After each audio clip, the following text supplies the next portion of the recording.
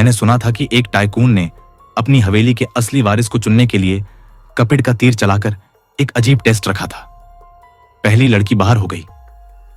उसके पेट में बच्चा नहीं बल्कि फूला हुआ गुब्बारा था। दूसरी की भी पोल खुल गई। उसके पेट में निकली एक बड़ी सी तरबूज। अब मेरी बारी थी। कपिड का तीर मुझ पर लगा और मैं टेस्ट पास कर गई। असल में मेरा पेट भी नकली था। मैं बस अमीरों वाली जिंदगी जीना चाहती थी। लेकिन उसके बाद कपिड ने मुझे स्वादिष्ट खाना खाने से मना कर दिया।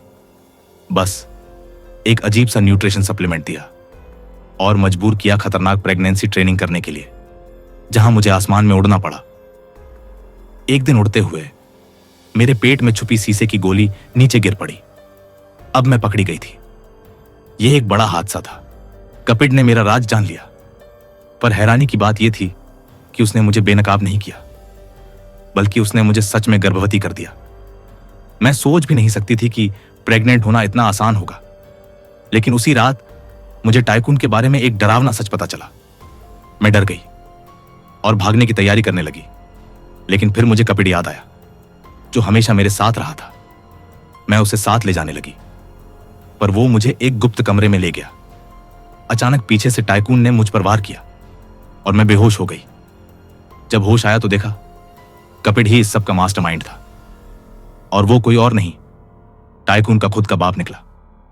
क्या टर्निंग पॉइंट था? उनकी साजिश थी कपिड्स की एक आर्मी बनाना, क्योंकि कपिड को उसकी मां ने बचपन में छोड़ दिया था और अब वो हर उस औरत से बदला लेना चाहता था जो अपने बच्चों को छोड़ देती है। मैंने चाल चली, झूठा लेबर पेन शुरू किया। टाइकून मेरी मदद को आया और मैं मौका देखकर उसे जमीन पर गिरा दिया। फिर मैं कपिड की तीरों से बचती हुई उसे हरा देती हूं। लेकिन उसे मारने की बजाय मैंने प्यार की ताकत से उसका दिल छू लिया।